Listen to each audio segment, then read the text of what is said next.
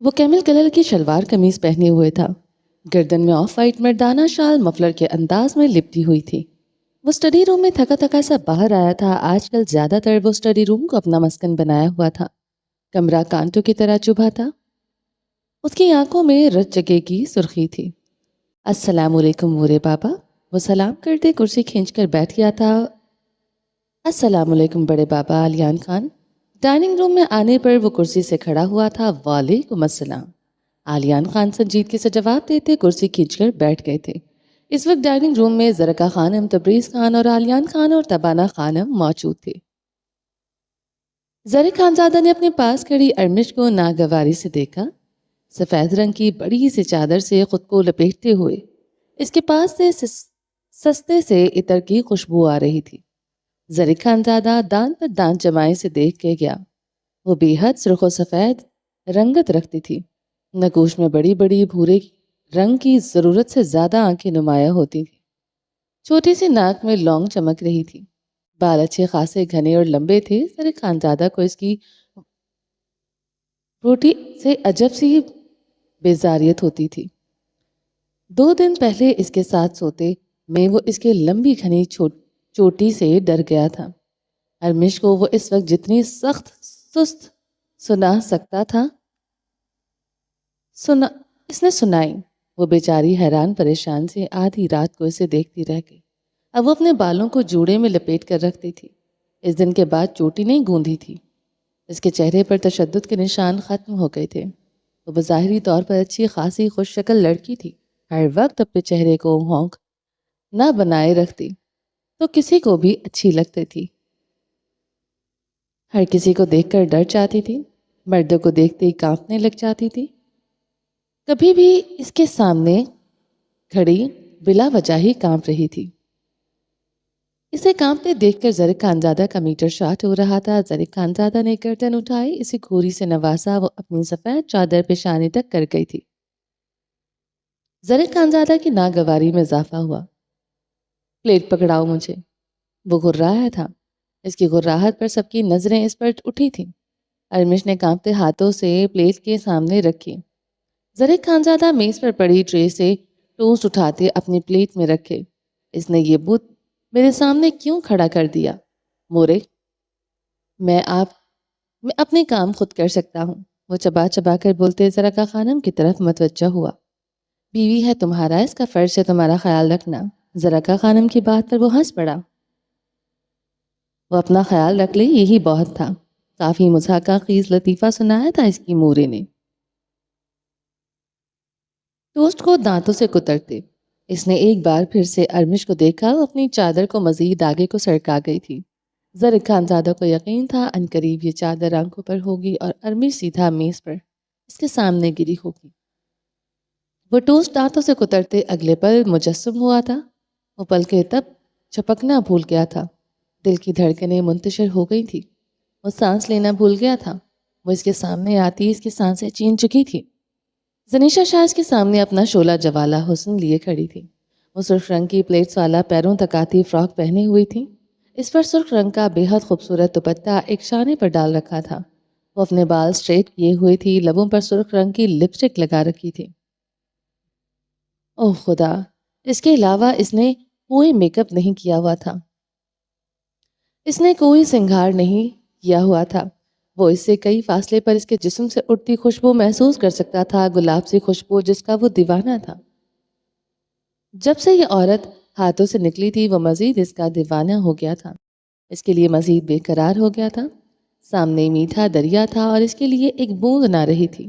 وہ محویت سے اسے دیکھتا جا رہا تھا۔ اس کی گردن کی ابھرتی معدوم ہوتی گلتی واضح طور پر دکھائی دیتی تھی۔ ڈرائنگ روم میں بیٹھتے ہر فرد کو زرک خانزادہ کی یہ محویت گھلی تھی۔ تبریز خان اپنی داڑھی پر ہاتھ پھیرتے اپنے بیٹے کو خشمگین نگاہوں سے گھور رہا تھا۔ لانتی بیٹا پیدا کیا تھا اس نے، وہ یہ سوچتے ضبط کی انتہا پر تھا۔ ارمش نے لب کو چلتے زنیشا شاہ کو کی نکیوں سے دیکھا تھا۔ اسے سر سے پیر تک دیکھتے وہ زنیشا شاہ کی خوبصورتی سے مرعوب ہوئی تھی۔ خود کو اب کی بار دیکھا اسے اپنا آپ بے حد معمولی لگا۔ پتہ نہیں زریکا اس لڑکی سے کیا رشتہ تھا، وہ سوچتے پر مجبور ہوئی۔ زرک خانزادہ جب اسے دیکھتا ایسے ہی پتھر بن جاتا تھا۔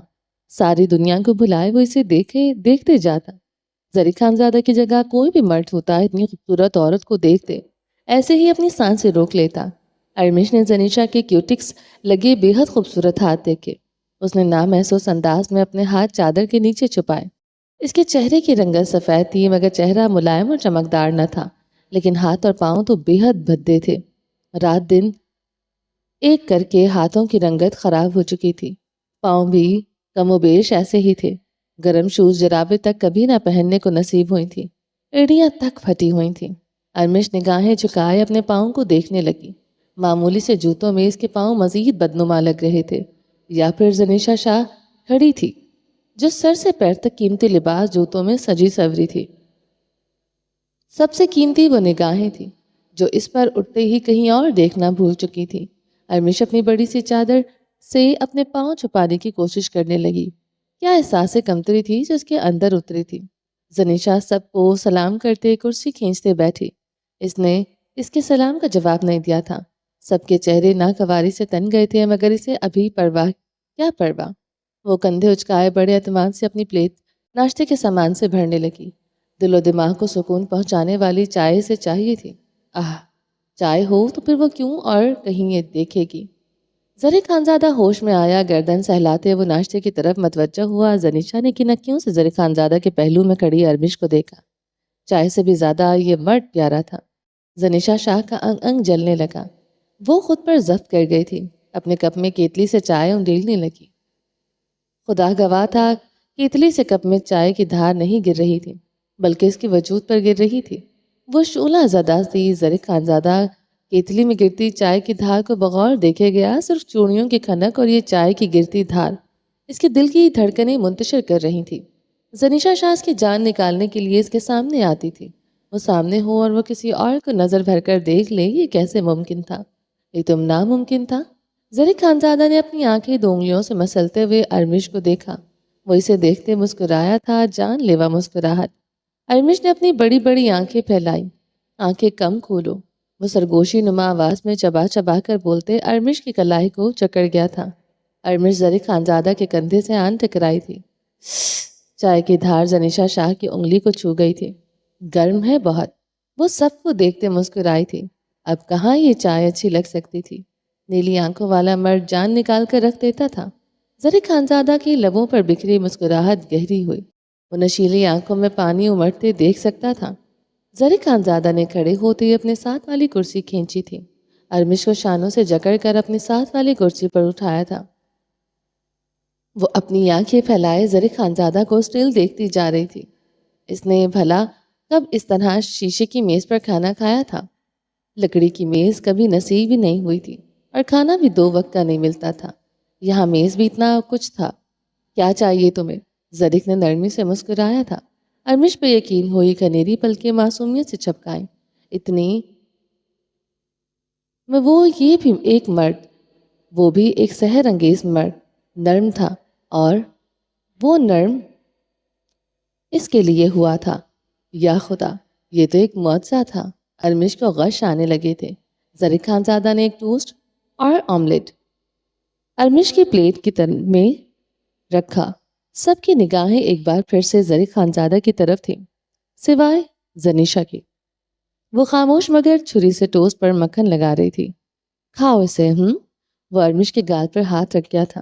آلیان خان خاموشی سے اپنا ناشتہ کرنے لگے۔ تبریز خان لبوں پر متھا مسکراہٹ لی زنیشا شاہ پر نظریں جمائے ہوئے تھا، جو کتنی ہی دیر سے ٹوسٹ پر مکھن لگاتی ہی جا رہی تھی۔ ایسا لگتا تھا اسے ضروری کام اس کے لیے کوئی نہ ہو۔ تبریز خان زنیشا کی حالت پر مسرور سا کرسی سے ٹیک لگا گیا تھا۔ وہ جل رہی تھی، بری طرح جل رہی تھی، بس مرنے کی کسر رہ گئی تھی۔ مگر اگلے ہی لمحے تبریز خان کی مسکراہٹ سمٹ گئی۔ وہ ٹیک چھوڑ کر سیدھا ہوا۔ آلیان انکل، آپ نے بڑے بھائی معظم کی موت کیسے ہوئی تھی؟ وہ آلیان خان کو دیکھتے پوچھ رہی تھی، چہرے پر بے حد معصومیت سجائے۔ تبریز خان کی رنگت سرخ ہو گئی تھی، وہ مٹھیاں بھیج گیا تھا۔ وہ معصوم ہرگز نہ تھی، وہ تو ایک شیطان تھی۔ تبریز خان جانتا تھا اب آگے کیا ہوگا، یا آج کچھ ایسا ہوگا وہ کبھی نہیں ہوا ہوگا۔ تبریز خان کے پسینے چھوٹنے لگے۔ زری خانزادہ نے اپنی کونیاں میز پر ٹکائے زنیشا شاہ پر سر سرخ نگاہ ڈالی۔ شاطر ذہن کی اس کی بیوی تھی۔ اس بات میں بھی کچھ راز چھپا ہوگا۔ نہیں بھی ہوا اس کی سائیکو بیوی نکال لے گی۔ کار ایکسیڈنٹ میں ہوئی تھی، تم کیوں پوچھ رہی ہو؟ تبریز خان بھڑک ہی اٹھا تھا۔ آلیان خان خاموشی سے زنیشا شاہ کو دیکھ رہے تھے۔ کوئی جواب نہیں دیا تھا۔ وہ ایسے ہی تھے، دوسروں کا مطالعہ زیادہ کرتا تھا، وہاں بات کرتا تھا جہاں اس کی بات میں وزن ہوتا تھا۔ وہ تو ٹھیک ہے، مگر سنا ہے زرک کے دادا جان نے معظم انکل کی موت کا قصوروار آپ کو ٹھہرایا تھا، یعنی ان کے نزدیک آپ قاتل تھے۔ زنیشا نے ہونٹ سکوڑتے کہا تھا اور اطمینان سے کرسی سے ٹیک لگا لی۔ نگاہیں تبریز خان پر جمی تھیں، مسکراتی آنکھیں۔ یا خدا، زنیشا سچ میں ایک زہر تھی جو رگوں کو نیلا کر دیتی تھی۔ تبریز خان کی رنگت نیلی پیلی ہونے لگی۔ بکواس بند کرو تم اپنی۔ زرک خانزادہ میز پر ہاتھ مارتے گرجا تھا۔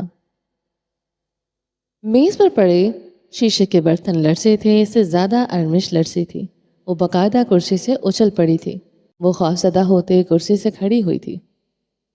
اس کے بالکل قریب ہی تو یہ مرد بیٹھا تھا جس کی آنکھوں میں قہر برپا تھا۔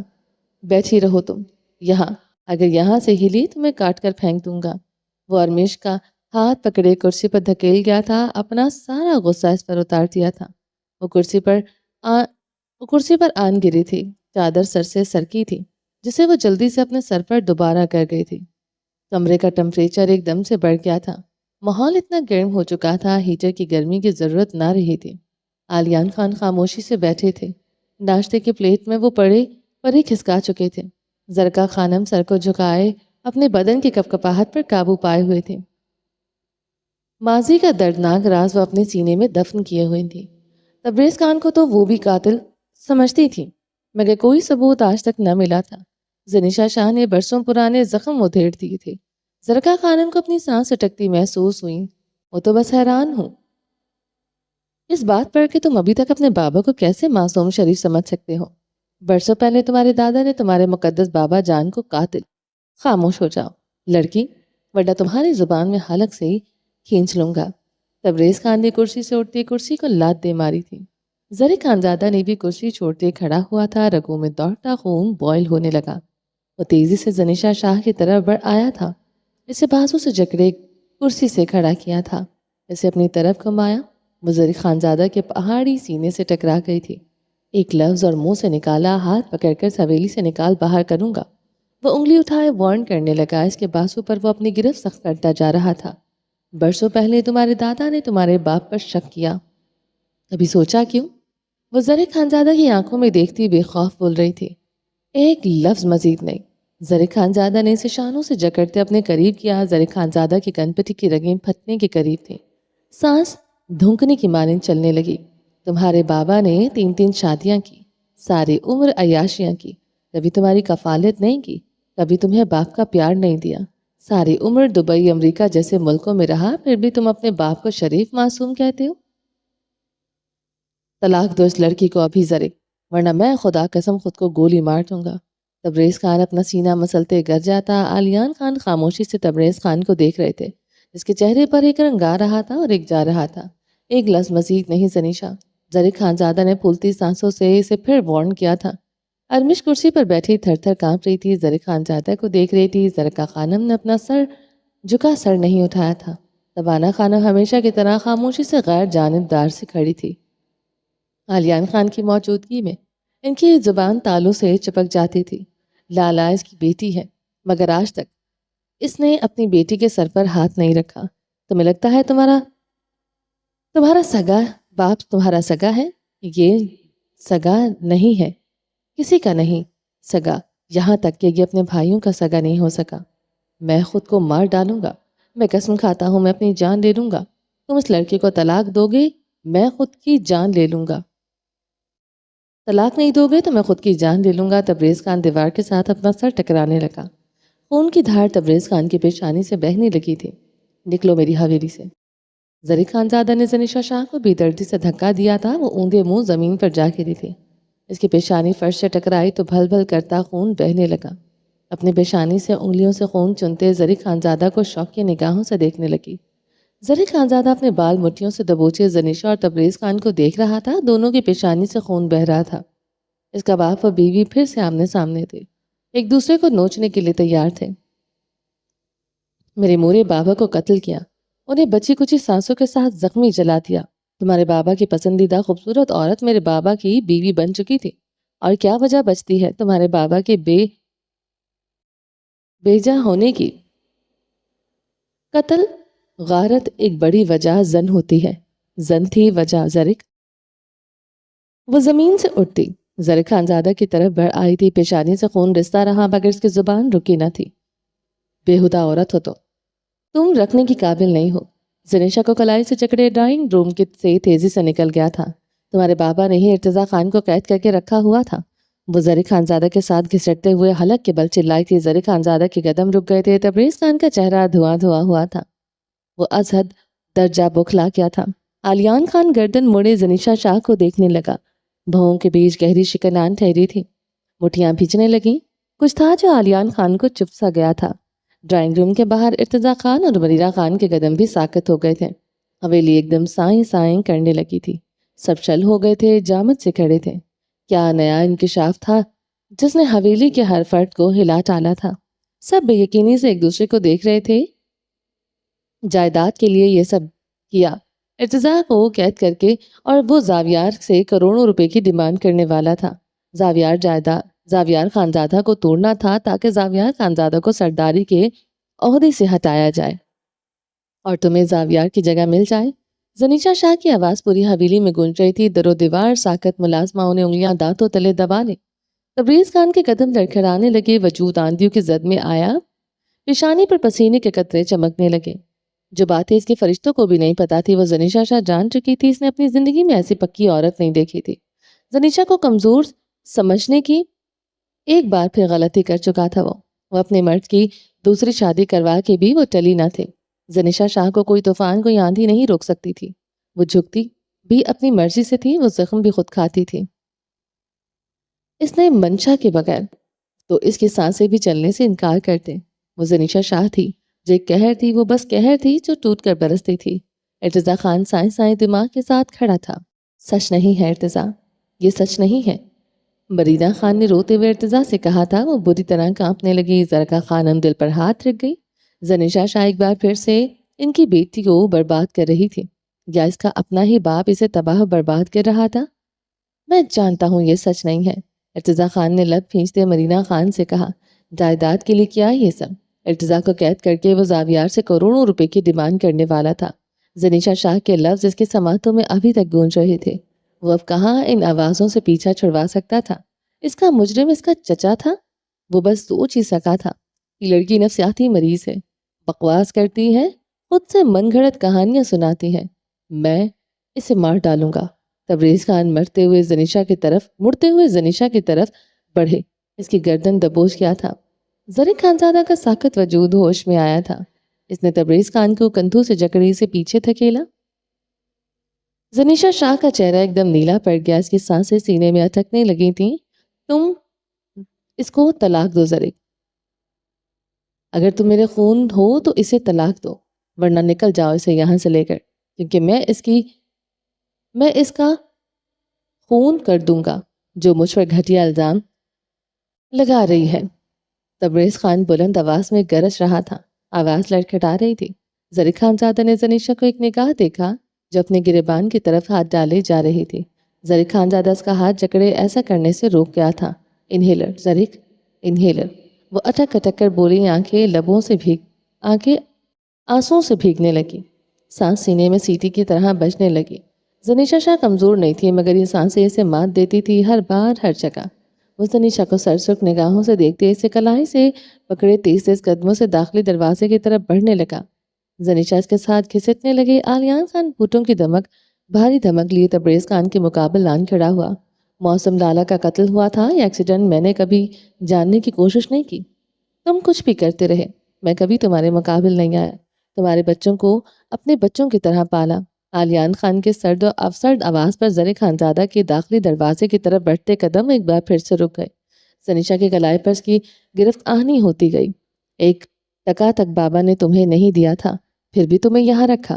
تمہارے بیوی بچوں کو میں نے پالا۔ زرک خانزادہ کا خون رگوں میں جامد ہو گیا۔ او خدا!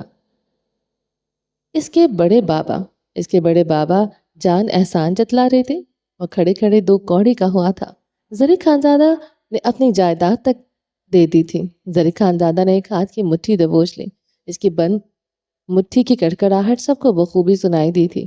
زنیشا پر اس نے سرد کاٹدار نگاہ ڈالی۔ زنیشا اپنی نگاہیں پھیر گئی تھی۔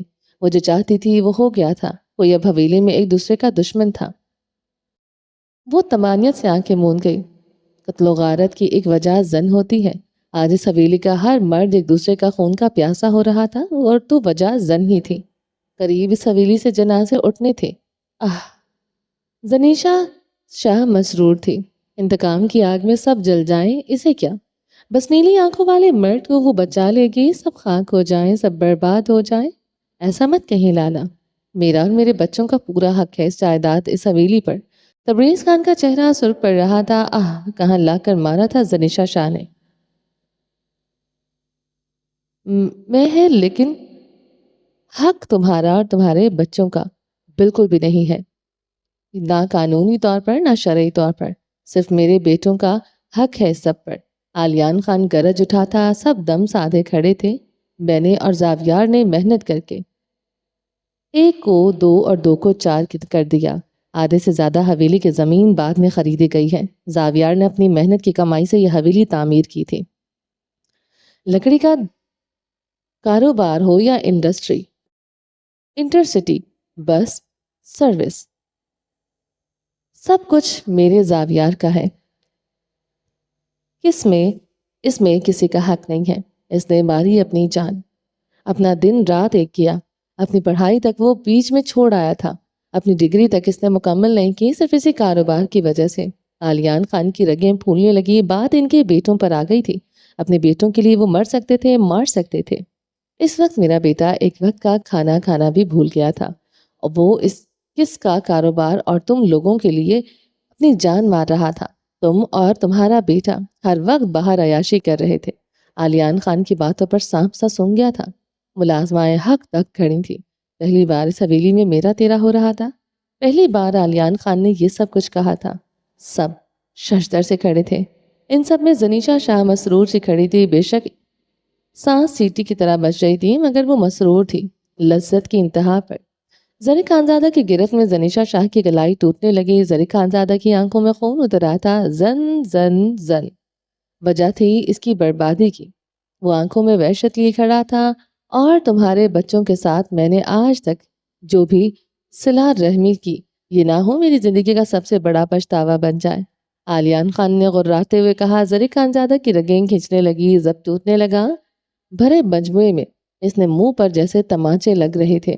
آپ ایسے نہیں کہہ سکتے لالا، میں نے ہمیشہ آپ کی عزت کی۔ اگر چاہتا تو عدالت جا کر اپنا حق لے سکتا تھا۔ تبریز خان نے جواباً سختی سے کہا۔ سانسوں کی تپش بڑھ گئی تھی۔ پوری زندگی بھی عدالت کا دروازہ کھٹکھٹاتے رہو گے، ایک پھوٹی کوڑی نہیں ملے گی تمہیں۔ ہاں، اگر میرے بیٹوں کو نقصان پہنچانے میں تمہارا ذرا سا بھی ہاتھ ہوا، میں عدالت نہیں جاؤں گا، یہاں اسی زمین پر تمہارا فیصلہ کروں گا، میں تمہارا خون کر دوں گا۔ آلیان نے اس سرگوشی نما انداز میں غراہٹ کی تھی اور تیز تیز قدموں سے داخلی دروازہ عبور کر گیا تھا۔ زری خانزادہ نے زنیشا کی کلائی چھوڑ دی تھی۔ وہ لاؤنج میں پیچھے صوفے پر گرنے کے انداز میں بیٹھ گئی۔ اس ناہجار ذلیل عورت کو یہاں سے نکالو ورنہ میں اسے مار ڈالوں گا۔ تبریز خان پوری قوت سے گرجا تھا۔ وہ پاگل ہو رہا تھا۔ اس کے منہ سے کف اڑنے لگی۔ وہ غصے اور صدمے سے باقاعدہ کانپ رہا تھا۔ وہ زخمی شیر بنا ہوا تھا۔ اس نے ارتضیٰ کی طرف بڑھتے اس کی کمر پر بندھی بیلٹ سے پسٹل نکالی۔ ارتضیٰ خان جو شاخ سا کھڑا تھا وہ تیزی سے تبریز خان کی طرف آیا، اس سے پستول چھیننے لگا۔ میں اس ذلیل عورت کو آج پوری مار دوں گا۔ تبریز خان پاگل ہوتے چیخا تھا۔ زری خانزادہ اپنا سر صوفے کی سطح پر رکھ گیا تھا۔ سرخ آنکھیں چھت پر ٹکا لی۔ وہ تھک چکا تھا، بے حد تھک چکا تھا۔ سامنے کھڑی عورت اسے تھکا چکی تھی۔ چچا کیا کر رہے ہیں؟ چھوڑیں پستول۔ ارتضیٰ خان تبریز خان سے پستول چھین رہا تھا۔ مرینا سرکا خانم تبانہ خانم وہیں کھڑی تماشا دیکھ رہی تھی۔ سب متحیر سے تھے۔ ارمش تو باقاعدہ کانپ رہی تھی۔ مرینا خان سکتے کے عالم میں کھڑی تھی۔ ارتضیٰ خان کی نظروں میں اس کی کیا ویلیو رہ گئی ہوگی، وہ بس یہی سوچے جا رہی تھی۔ کیا وہ اس مرد کو پانے سے پہلے کھو چکی تھی؟ وہ بے حال سی دھیرے دھیرے زنیشا کی طرف بڑھ آئی تھی۔ زنیشا کے سامنے آتے اس نے اپنی آنکھیں زنیشا کے گلابی آنکھوں میں گاڑی۔ تم عورت کہلانے کی بھی لائق نہیں ہو۔ مجھے اور میرے لالا کو برباد کر کے تمہیں کیا چاہیے ہم سے؟ مرینا خان ضبط سے کہتے ہیں زنیشا شاہ کے آگے اپنے ہاتھ جوڑے ہوئے۔ یہ لو میرے ہاتھ جڑے، خدا کے لیے ہماری جان چھوڑ دو۔ زنیشا شاہ اپنی نگاہیں پھیر گئی تھی اور زرق خانزادہ پر اپنی گلابی آنکھیں جما لی، جو اس سب سے انجان خاموشی سے بیٹھا ہوا تھا۔ ایک دم گولی کی آواز نے زنان خانے میں سب کو جامد کر دیا تھا۔ مرینا خان نے اپنے دل پر ہاتھ رکھا تھا۔ تبریز خان کی آنکھیں پھٹنے کی حد تک کھلی تھیں۔ ارتضی خان کے قدم بے چین ہوتے لڑکھڑائے تھے، چہرے پر درد کے اثرات تھے۔ وہ پسینے سے تر ہوا۔ اس نے دانت پر دانت جمائے اپنے بازو پر ہاتھ رکھا۔ گولی اس کے بازو کو چھو کر گزری تھی۔ وہ اپنے خون آلود زخمی بازو کو جکڑے کھڑا تھا۔ زرق خانزادہ سر ہاتھوں میں گرا گیا تھا۔ موت، سالم موت۔ زنیشا شاہ موت تھی۔ زنیشا شاہ اس کی بربادی تھی۔ تبریز خان نے ارتضی خان کو تھامنا چاہا۔ وہ ہاتھ کے اشارے سے اسے آگے بڑھنے سے روک چکا تھا۔ کچھ نہیں ہوا چچا، میں ٹھیک ہوں، وہ کراہتے ہوئے کہہ رہا تھا۔ تبانہ خانم تیزی سے ارتضی کی طرف بڑھتی ان کا دل اچھل کر حلق میں آیا تھا۔ تبریز خان کے لیے ان کے دل میں بھی کبھی کھٹک پڑ گئی تھی۔ اپنے بیٹے کا خون بہتا دیکھ کر تبانہ خانم تبریز خان کو مار دینا چاہتی تھی۔ کچھ نہیں ہوا مورے۔ ارتضی خان گہرا سانس لیتا تبانہ خانم کو اپنے حصار میں لے گیا تھا۔ مرینا اور زرقا خانم ارتضی خان کی طرف بڑھنے کی جرات نہ کر سکے تھے۔ مرینا خان تو صدیوں اس مرد کی طرف نہیں بڑھ سکتی تھی۔ اس نے ایسا کوئی حق اسے دیا ہی نہ تھا کہ وہ اس کے زخموں پر تڑپ بھی سکے۔ یہاں تو زخم دینے والا اس کا باپ تھا، اس کا اپنا باپ تھا۔ اپنے باپ سے اسے خیر کی امید نہ تھی، مگر اپنے لالا سے تھی۔ اس کی نگاہوں میں آج زرق بھی کچھ نہ رہا تھا۔ کاش اللہ مجھے غیرت مند لالا دیتا، مرینا خان نے زرق کو دیکھتے پشتوں میں بھیگے لہجے میں کہا تھا۔ وہ بھاگتے ہوئے اپنے کمرے کی طرف بڑھ گئی تھی۔ زرق خانزادہ ابھی بھی خاموشی سے بیٹھا تھا، سر ہاتھوں میں نہیں اٹھایا تھا۔ زنیشا شاہ اس کے سامنے لب کاٹتے کھڑی تھی۔ اس کا دل برق رفتاری سے دھڑک رہا تھا۔ وہ جو چاہتی تھی اس سے کہیں زیادہ ہو چکا تھا۔ مجھ سے غلطی سے گولی چلی، تم جانتے ہو ارتضی، میرا یقین کرو میں نے تمہیں اغوا نہیں کیا۔ یہ جھوٹ بول رہی ہے، مجھ پر الزام لگا رہی ہے۔ تبریز خان نے زنیشا شاہ کو دیکھتے گندی سی گالی دی تھی۔ زرق خانزادہ کے لبوں پر تمسخرانہ مسکراہٹ بکھری، وہ خود پر ہنسنے لگا تھا۔ اس کا باپ اس کی بیوی کو گندی گندی گالیاں دیتا تھا۔ اس کی بیوی یہ گالیاں ڈیزرو بھی کرتی تھی، مگر اس سب میں وہ خود کو نامرد محسوس کرتا تھا۔ بھائی اس کی عورت کو گالی دے، بھائی اس کی عورت کو گالی دے اور نامرد بنا بیٹھا رہے۔ وہ نامرد تھا، ہاں وہ نامرد تھا۔ وہ خود پر مسکراتا تھا۔ جانتا ہوں چچا، آپ نے مجھے اغوا نہیں کیا، مانتا ہوں میں اس بات کو۔ ارتضی خان نے زنیشا پر ایک نگاہ ڈالی تھی۔ زنیشا کے لفظ ایک بار پھر سے سماعتوں میں گونجنے لگے۔ زاویار خانزادہ کو توڑنا تھا تاکہ زاویار خانزادہ کو سرداری کے عہدے سے ہٹا دیا جائے اور تمہیں زاویار کی جگہ مل جائے۔ اب اس معاملے کی تہہ تک پہنچنا تھا۔ دم سادے کھڑے زرقا خانم کی طرف بڑھایا۔ زرقا خانم کا ماتھا نرمی سے چوم لیا تھا۔ کچھ نہیں ہوا مجھے۔ ارتضی خان نے اب زرقا خانم کو اپنے ساتھ لگایا تھا۔ زرقا خانم آنکھیں نیچے کھڑی رہی، اپنی آنکھیں نہیں کھولی تھیں۔ وہ ارتضی کا سامنا نہیں کر سکتی تھی۔ سمندر خان گاڑی نکالو، ہسپتال جانا ہے۔ وہ زاویار خانزادہ کے آدمی کو آواز دیتے زنان خانہ عبور کر گیا تھا۔ میرے بیٹے کو کچھ ہوا تو یاد رکھنا علیان خان تم سب کو دھکے دے کر یہاں سے نکال دے گا، مار ڈالے گا تم سب کو۔ تبانہ خانم زہر آلود لہجے میں کہتی چلی گئی تھی۔ سب میں پھوٹ پڑ چکی تھی۔ حویلی کا کوئی فرد اب ایک دوسرے کے ساتھ نہ رہا تھا، نہ کبھی کھڑا ہو سکتا تھا۔ زنیشا شاہ نے اپنی مہریں چل دی تھی بڑی ہی صفاقی سے۔ اس نے تڑپ کے پتے پھینک دیے تھے۔ اب اس کی لڑائی میں حویلی کا ہر فرد شامل ہوگا، ہر فرد اس کا انتقام لے گا۔ وہ مسرور تھی۔ زنیشا شاہ نے اپنی گردن پر ہاتھ رکھتے اپنی گریبان سے انہیلر نکالنا چاہا۔ آج تم اپنی سانسیں انہیل نہیں کرو گی۔ زرق خانزادہ کی گرج پر وہ رک گئی تھی۔ وہ ہاتھوں سے سر اٹھائے سے ہی خونخوار نگاہوں سے دیکھ رہا تھا۔ اس کی سرخ نگاہ پر زنیشا کی ہڈیاں جامد ہو گئی تھی۔ وہ رک گئی تھی۔ سانس سیٹی کی طرح سینے میں بجنے لگی۔ اس نے انہیلر نہیں نکالا تھا۔ انجانے میں یہ مرد آج پھر آزمایا گیا تھا۔ اس بار نشانہ ہرگز یہ مرد نہ تھا، مگر وہ کیا کرتی، ہر بار نیلی آنکھوں والا مرد پس جاتا تھا۔ جس گندے انسان کا خون تھا، اتنی اتنی تو سزا ملنی ہی تھی۔ زنیشا شاہ، میں تم پر رحم کھا بھی لے، قدرت سامنے بیٹھے مرد پر رحم نہیں کھاتی۔ وہ اس کے قدموں میں بیٹھ گئی، سانسیں اکھڑتی رہیں، آنکھیں گلابی ہوتی رہیں۔ جو کرنا تھا کر لیا تھا، مر تو وہ سکتی ہے۔ جب تک تبریز خان اپنے انجام کو نہ پہنچ جائے اسے کچھ نہیں ہو سکتا تھا۔ پوری حویلی اب خون آشام بلائیں مڈلا رہی تھی۔ یہی خون آشام بلائیں اب تبریز خان کا خون پئیں گی۔ ابھی تو اصل تڑف کا پتہ اس نے پھینکا ہی نہ تھا۔ وہ تھا سردار زاویار خانزادہ۔ زنیشا اپنے گھٹنے سمیٹتے اپنا چہرہ گھٹنوں میں چھپا گئی تھی۔ تبریز خان کا انجام زاویار خانزادہ کے ہاتھوں لکھا تھا۔ زنیشا کے لبوں پر شفاف مسکراہٹ دوڑنے لگی۔ موت کی بوس حویلی میں پھیلنے والی تھی۔ اس سب میں بیچارہ معصوم سردار زاویار خانزادہ بھی آ جائے، اسے کیا؟ وہ گھٹنوں میں سر دیے مسکراتی رہی، سانسیں سینے میں الجھتی رہیں۔ وہ مسکراتی رہی، انتقام بس انتقام۔ زنان خانے میں اب زری خانزادہ، تبریز خان، زرکا خانم اور ارمش کھڑے تھے۔ ملازمہ ارتضی خان کے اشارے پر کب سے وہاں سے چلی گئی تھی۔ ارمش بیچاری کا تو وجود نہ ہونے کے برابر تھا۔ دیوار سے چپکی کھڑی اپنے چہرے کو چادر میں چھپا گئی تھی۔ بس بڑی بڑی غلافی آنکھیں نظر آتی ہیں۔ تبریز خان تو اپنے حواسوں میں ہی نہیں تھا۔ وہ اپنے بال دبوچے ہوئے تھا۔ یہ زنیشا شاہ کیا کر چکی تھی؟ یہ زنیشا شاہ نے کیا کر ڈالا تھا؟ زری خانزادہ کے دوسرے شادی کرنے پر وہ زنیشا شاہ کو کمزور سمجھ رہا تھا، مگر وہ تو وہ کر چکی تھی جو اس نے خواب میں بھی نہ سوچا تھا۔ وہ حویلی کے ہر فرد کو اس کے خلاف کر چکی تھی۔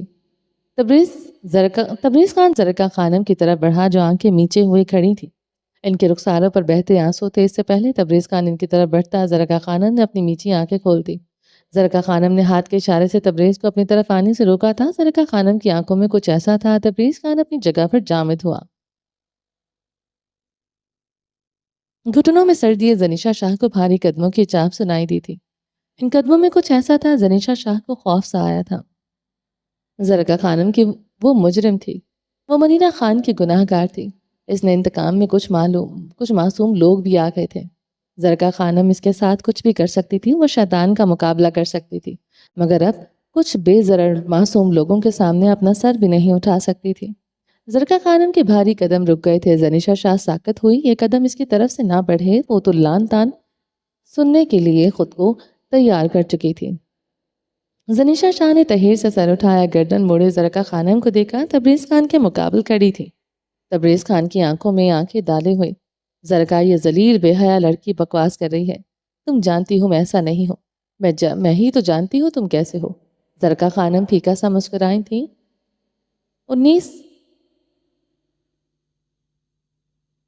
30 سالوں کی رفاقت میں پہلی بار زرکا خانم نے تم کہا تھا۔ زرکا خانم، زرکا میں تمہیں طلاق دے دوں گا۔ تبریز خان گرجا تھا، ہر بار کی طرح وہی کیا جو وہ کرتا آیا تھا، عورت کو چپ کروانے کا سب سے بڑا ہتھیار۔ بس تبریز خان بس۔ زرکا خانم نے انگلی اٹھائی۔ تبریز خان کے لبوں سے لفظ نہ نکل سکے۔ زرکا خانم گرجی نہ تھی، مگر اس کے انداز میں بلا کی سختی تھی، ایسی سختی جو چٹانوں کو ہلا دے۔ مرد کے قدم زمین سے اکھاڑنے کے لیے عورت کو چیخنے چلانے کی ضرورت نہیں ہوتی۔ درد رکھنا ایک بات، یاد رکھنا ایک بات، اگر ارتضیٰ پر ایک آنچ بھی لانے والے تم ہوئے تو میں بیوہ ہونا چاہوں گی۔ میں اپنے شوہر معظم خان کا تمہیں قتل تو معاف کر سکتی ہوں، مگر ارتضیٰ کو پہنچائی ایک تکلیف کا بدلہ تم سے لے کر رہوں گی۔ وہ کہتے رکی نہ تھی، تیز تیز قدموں سے وہاں سے چلی گئی تھی۔ زنیشا شاہ کا دل کیا اونچے اونچے کہکے لگائے۔ وہ آنکھیں موند گئی تھی۔ وہ حویلی کے ہر فرد کو تبریز خان کے سامنے لا کر کھڑا کر چکی تھی۔ اب وہی تبریز خان کی دشمن نہ رہی تھی۔ انتقام تو اب ہر جانب سے لیا جائے گا۔ برسوں پرانے راز اٹھیں گے۔ برسوں بعد زنیشا شاہ کے لبوں پر آسودہ مسکراہٹ آئی تھی۔ وہ گردن موڑے تبریز خان کو ہی دیکھ رہی تھی۔ آنکھیں گلابی اور لبوں پر مسکراہٹ تھی۔ سانس ابھی تک سینے میں بچ رہی تھی، اب ان سانسوں کی اسے کیا پرواہ۔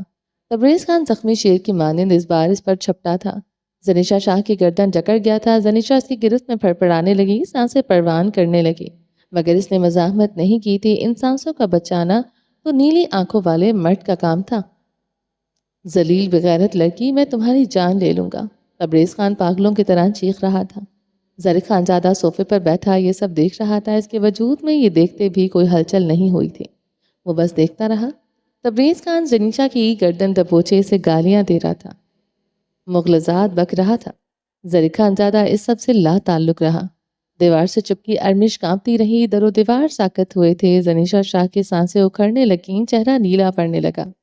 تبریز خان اپنا پورا زور لگائے زنیشا کی گردن پر حملہ آور تھا۔ زنیشا کی ٹانگیں پھڑپھڑانے لگیں، وہ سسک سسک کر موت کے دہانے پر تھی۔ زرق خانزادہ صوفے پر بے حصہ بیٹھا تھا، پتھر بنا رہا تھا۔ زنیشا نے خود کو چھڑوانے کی کوشش نہیں کی تھی۔ زرق خانزادہ اگر چاہتا تھا وہ مر جائے تو وہ آج اپنی سانسیں گوا دے گی۔ یہ قفس آج ٹوٹ ہی جائے تو اچھا تھا۔ یہ نفرت، یہ لا تعلقی بس گوارا نہ تھا۔ زنیشا شاہ نے تبریز خان کے ہاتھوں پر دباؤ ڈالتے اسے پیچھے کیا تھا۔ وہ کمزور نہ تھی، وہ تبریز خان کو خود سے دور دھکیل گئی۔ صرف ایک بار گردن پھیرتے خانزادہ کو دیکھا تھا۔ اس کی رنگت نیلی ہو چکی تھی، اس نے گردن پر نشان تھے۔ تبریز خان دوبارہ زنیشا کی گردن جکڑ گیا تھا۔ صوفے پر بیٹھے مرد کی آنکھوں سے آنسو بہنے لگے تھے۔ دل میں بسنے والی عورت مر رہی تھی، یہ عورت مر جائے وہ یہی چاہتا تھا، مگر اس کی آنکھوں کے سامنے مر جائے یہ اسے قبول نہ تھا۔ وہ صوفے سے اٹھتے اس مرتی ہوئی عورت کی طرف بڑھ آیا تھا۔ زنیشا شاہ آنکھیں موندے ہوئی تھی۔ زرق خانزادہ اس سے لا تعلق ہو جائے یہ ہو نہیں سکتا تھا۔ زرق خانزادہ نے تبریز خان کو شانوں سے جکڑے اپنی پوری قوت لگائے اسے پیچھے کیا۔ تبریز خان اس وقت خونخوار درندہ بنا ہوا تھا، زنیشا شاہ کو چھوڑنے پر تیار نہ تھا۔ اب کی بار زرق خانزادہ نے اپنی پوری طاقت لگائے تبریز خان کے سینے پر ہاتھ مارتے اسے دھکا دیا تھا۔ زرق خانزادہ نے زیادہ جنون کس میں ہوا تھا؟ وہ عورت مر رہی تھی جو سانسوں میں بستی تھی، وہ بھلا آخر اسے کیسے مرنے دے سکتا تھا؟ تبریز خان پیچھے کو گر گیا تھا، وہ آنکھوں میں خون لیے زنیشا شاہ کو دیکھنے لگا۔ زرق خانزادہ زنیشا شاہ کے اکھڑتے سانسوں والے وجود کو اپنی باہوں میں بھر چکا تھا۔ تبریز خان ایک بار پھر زنیشا کی طرف آیا اور اسے گردن سے دبوچ لینا چاہا۔ تبریز خان کو رکنا پڑا۔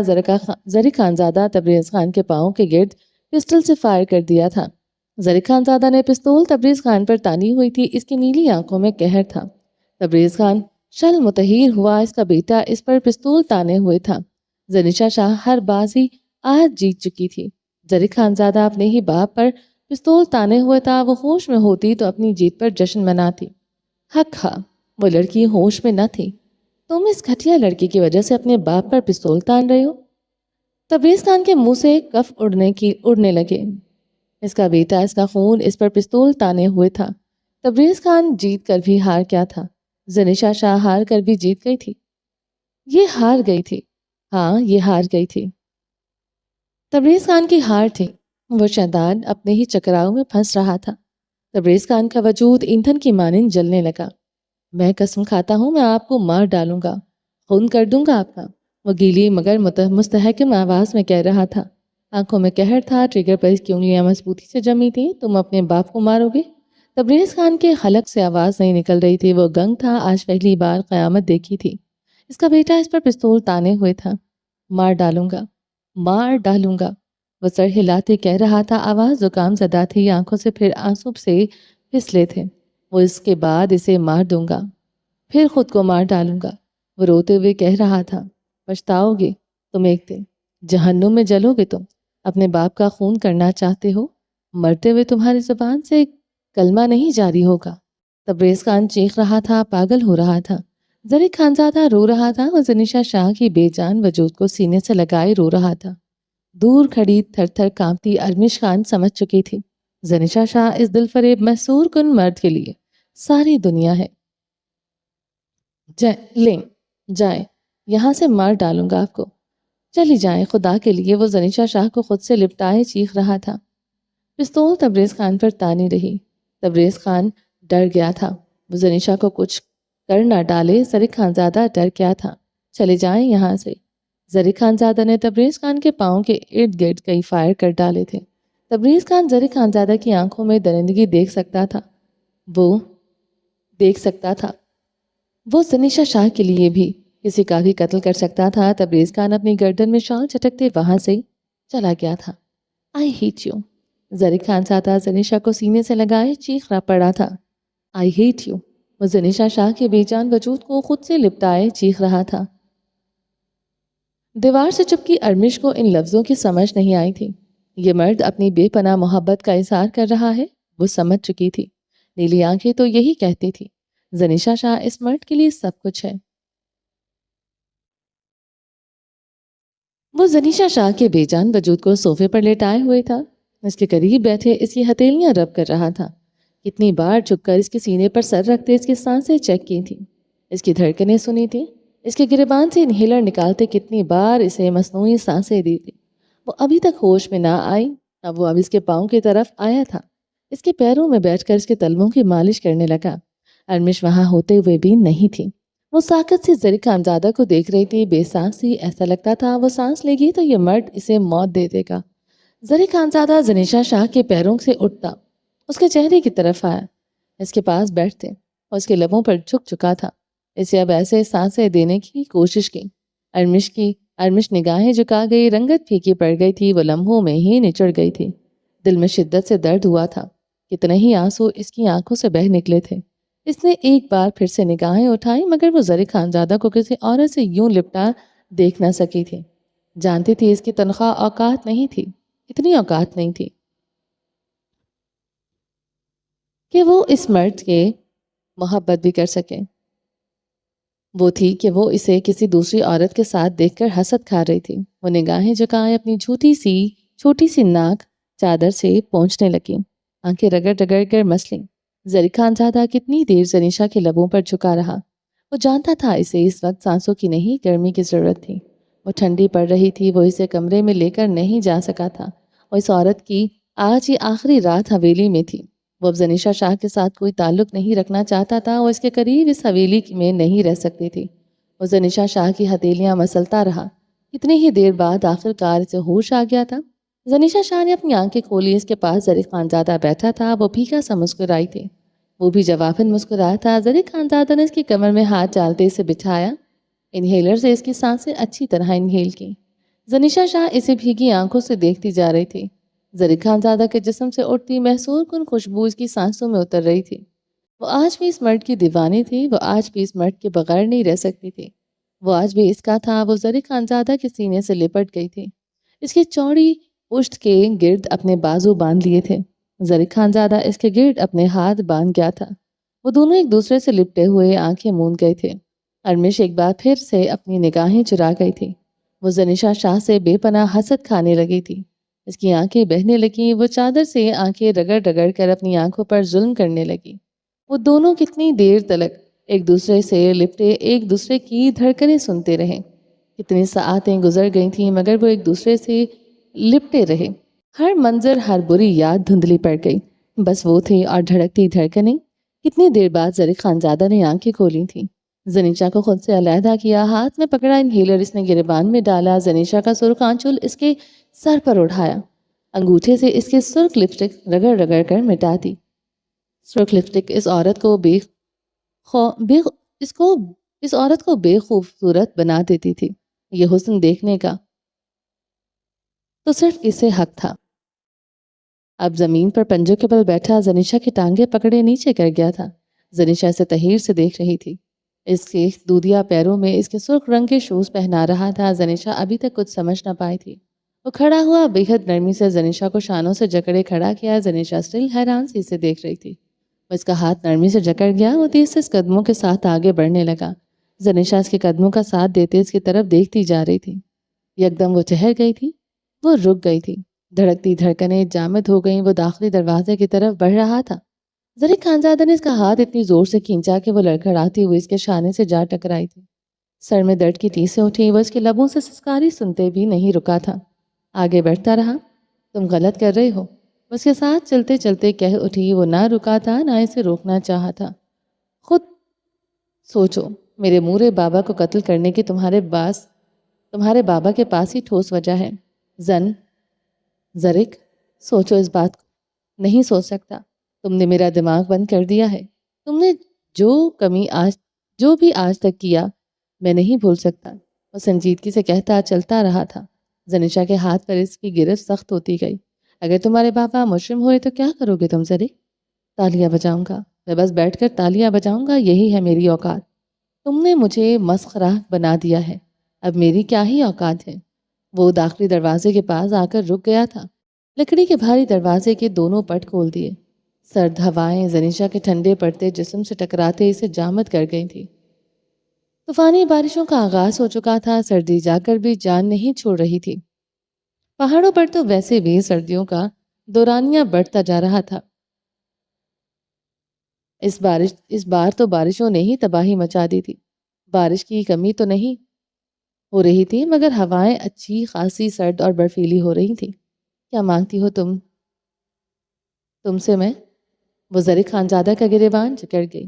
اسے بھیگے شکوا کنا نگاہوں سے دیکھا۔ دوسری شادی تک تم کر چکے ہو، دوسری عورت کے ساتھ سوتے ہو، اس کے ساتھ رہتے ہو، اس کے ساتھ کھاتے ہو، میرا سب کچھ اسے دے دیا، میں پھر بھی خاموش ہوں۔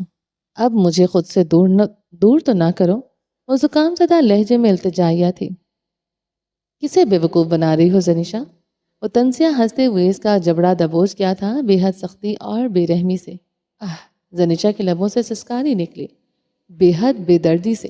وہ اس کا جبڑا دبوچے ہوئے تھا۔ زنیشا شاہ کو اس کی انگلیاں اپنے گالوں پر دھستی محسوس ہوئی۔ تم جیسی عورت کو زرق خانزادہ کی ضرورت نہیں ہے۔ نہ حویلی کے باہر تمہارے گارڈ ہاتھ باندھے کھڑے ہیں۔ کوئی مسکین بیچاری عورت نہیں ہو جو تم میرے ساتھ رہنے پر مجبور ہو۔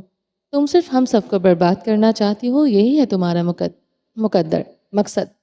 وہ اس کا جبڑا ایک جھٹکے سے ہی چھوڑ گیا تھا۔ زنیشا شاہ کھلے دروازے کے پت کے ساتھ جا لگی تھی۔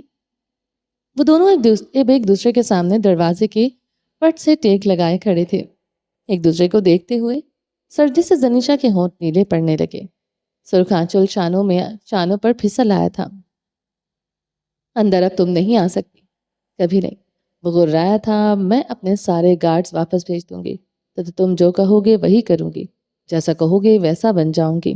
وہ گڑ گڑائی تھی۔ زرق خانزادہ کے لبوں سے قہقہ برآمد ہوا۔ وہ ہنسنے لگا، پیٹ پر ہاتھ رکھے ہنستا چلا گیا۔ جو کم سنایا کرو زینی جان۔ زرق خانزادہ ہنسی روکتے زنیشا کے قریب ہوا، سرخ آنچل اس کے سر پر اڑھایا۔ زرق خانزادہ کی گردن میں گلٹی ابھر کر معدوم ہوئی۔ سرخ آنچل سر پر لیے دلہن لگتی تھی، اس کی دلہن۔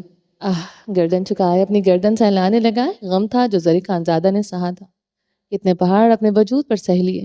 اس نے گردن اٹھائی، اس کی آنکھیں ہر جذبے سے آ رہی تھی۔ زرق خانزادہ نے اسے بازو سے جکڑے آگے کو دھکیل دیا۔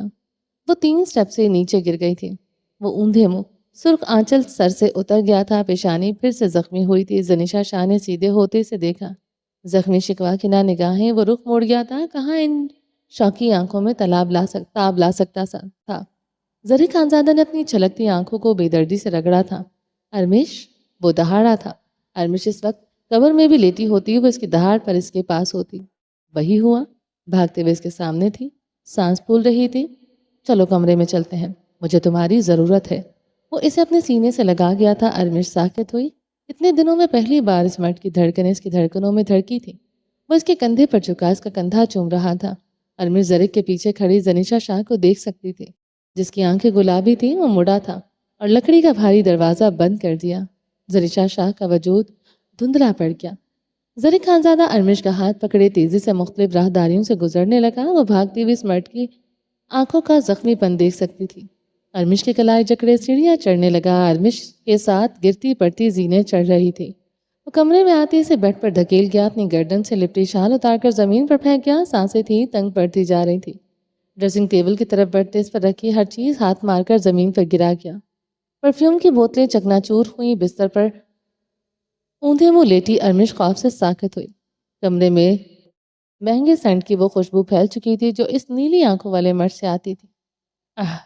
وہ بال مٹھیوں میں دبوچے چیخ رہا تھا۔ وہ ایک ایک چیخ اٹھا کر پھینکتے چیخ رہا تھا۔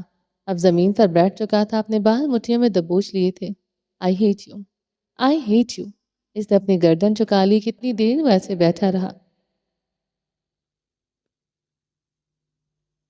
کمرے کی گلاس ونڈو ہوا کے زور سے تھر تھرانے لگی۔ وہ جلدی سے کھڑا ہوا، ٹیرس کا دروازہ کھولتے باہر آیا۔ ریلنگ پر ہاتھ جمائے نیچے وسیع و عریض پھیلے لان کو دیکھا۔ وہ نظر آئی تھی، ایک درخت کے ساتھ ٹیک لگائے بیٹھی تھی۔ زوردار آندھی سے اس کا سرخ آنچل اڑ رہا تھا، جسے وہ بمشکل سنبھالے ہوئے تھی۔ زرق خانزادہ کے دل میں جکڑ چلنے لگے۔ وہ پاگل ہونے کے در پہ ہوا۔ وہ اس کی جان نکال رہی، وہاں سے جانے والی تھی۔ زنیشا شاہ جیسی ڈھیٹ ظالم عورت اس نے نہیں دیکھی تھی۔ پتہ نہیں اس بار ایک بار ہی اسے موت کیوں نہیں دے دیتی تھی۔ وہ بھی ٹیرس پر بیٹھ گیا، گرل کے ساتھ ٹیک لگا لی، آنکھیں مون لی، ہوا کا زور بڑھنے لگا۔ نیچے وہ سردی سے ٹھٹر رہی تھی، اوپر وہ سردی سے ٹھٹر رہا تھا۔ ظریف خانزادہ کی آنکھوں سے آنسو برسنے لگے۔ وہ جانتا تھا وہ کر سکتا ہے، بے پناہ رو سکتا ہے۔ اس ظالم عورت کی آنکھوں سے ایک آنسو نہیں بہا ہوگا۔ وہ بس اسے آزماتی تھی، ابھی بھی اسے آزما ہی رہی تھی۔ تبریز خان کے ہاتھوں سے موت قبول کرتے وقت بھی وہ اسے آزما رہی تھی۔ وہ عورت بے حد ظالم تھی۔ وہ گرل سے ٹیک لگائے روتا رہا، کافی دیر بیٹھا رہا، گاہے بگاہے وہ گردن موڑے گرل سے نیچے جھانک لیتا۔ وہ ابھی تک ادھر ہی بیٹھی تھی۔ وہ چیختے ہوئے اپنے بال مٹھیوں میں دبوچ گیا تھا۔ اس کا سرد کانپتا وجود یاد آیا تھا۔ وہ اس کی باہوں میں کچھ دیر ہلے بے جان ٹھنڈی تھی۔ اب کتنی دیر سے سردی میں بیٹھی تھی۔ وہ اٹھ کھڑا ہوا، آپ کی بار پیچھے مڑ کر اسے نہیں دیکھا تھا۔ وہ ٹیرس کا دروازہ بند کرتے اندر آیا۔ ارمش اوندھے منہ بیڈ پر لیٹی تھی، سفید چادر سے اس کا وجود ڈھکا ہوا تھا۔ ذرے خانزادہ کو تیش آیا، اس کے خون میں ابال اٹھے تھے، اس کی آنکھوں میں درندگی اتر آئی۔ وہ زنیشا شاہ کو کچھ نہیں کہہ سکتا تھا، مگر اس کمزور سی عورت کو وہ مسل سکتا تھا۔ وہ اپنی مردانگی کی دھاک بٹھا سکتا تھا، یہ اس کا پنچنگ بیگ ہو سکتی تھی۔ وہ اپنے اندر کا سارا غصہ، سارا ابال اس عورت پر اتار سکتا تھا۔ کون روک سکتا تھا اسے؟ ہر عورت زنیشا شاہ نہیں ہوتی۔ اس کے اندر کے مرد کو سکون آ سکتا تھا۔ وہ کسی درندے کی مانند ارمش کی طرف بڑھا، اسے کندھوں سے جکڑ کر سیدھا کیا۔ ارمش نے حیرت سے اپنے اوپر جھکے ظریف خانزادہ کو دیکھا تھا۔ وہ اس کے تن سے چادر اتار گیا تھا۔ ارمش کی آنکھوں میں خوف و ہراس گہرا ہوا۔ وہ ظریف خانزادہ کی آنکھوں میں اترتی درندگی پہچان چکی تھی۔ ایک بار پہلے وہ یہ درندگی سہ چکی تھی۔ اس وقت مرد کی آنکھیں کیسی ہوتی ہیں وہ پہچانتی تھی۔ یہ مرد تو اس کا محرم تھا، اس کا شوہر۔ اس کی آنکھیں کیسے کسی درندے کی مانند ہو سکتی تھی؟ وہ خوف سے نچڑنے لگی۔ وہ اس کے ہونٹوں پر جھک چکا تھا۔ ارمش اس کے نیچے پھڑ پھڑانے لگی۔ وہ اسے ایسے ہی چھو رہا تھا جیسے اس درندے نے چھوا تھا۔ ارمش کے حلق میں اس کے ہونٹوں سے نکلتا خون اترنے لگا۔ ظریف خانزادہ کے بھاری بوجھ کے نیچے اس کی سانسیں دبنے لگی۔ وہ شل ہو گئی، اس کی گردن پر اب جھک گیا تھا۔ ارمش کی چیخیں بلند ہونے لگی، اس کا گریبان پھاڑے اس کی گہرائیوں پر اتر آیا۔ کیا ظلم تھا وہ ڈھا رہا تھا؟ یا اللہ بچاؤ مجھے! وہ درد سے حلق کے بل چیخنے لگی۔ اپنے ہی محرم سے آخر بچ کر جائے تو وہ جائے کہاں؟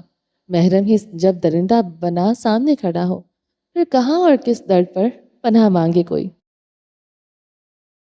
چلیں جی، باقی کا نیکسٹ ایپیسوڈ میں کنٹینیو کریں گے۔ امید ہے آپ کو یہ ایپیسوڈ پسند آئی ہوگی۔ اگر آپ نے ابھی تک ہمارے چینل کو سبسکرائب نہیں کیا تو جلدی سے بھی سبسکرائب کر دیں، لائک اینڈ شیئر کریں، اور اپنی رائے کامنٹ باکس میں لازمی دیں۔ اپنا ڈھیر سارا خیال رکھیے گا، دعاؤں میں یاد رکھیے گا۔ ملتے ہیں نیکسٹ ایپیسوڈ کے ساتھ، تب تک کے لیے اللہ حافظ۔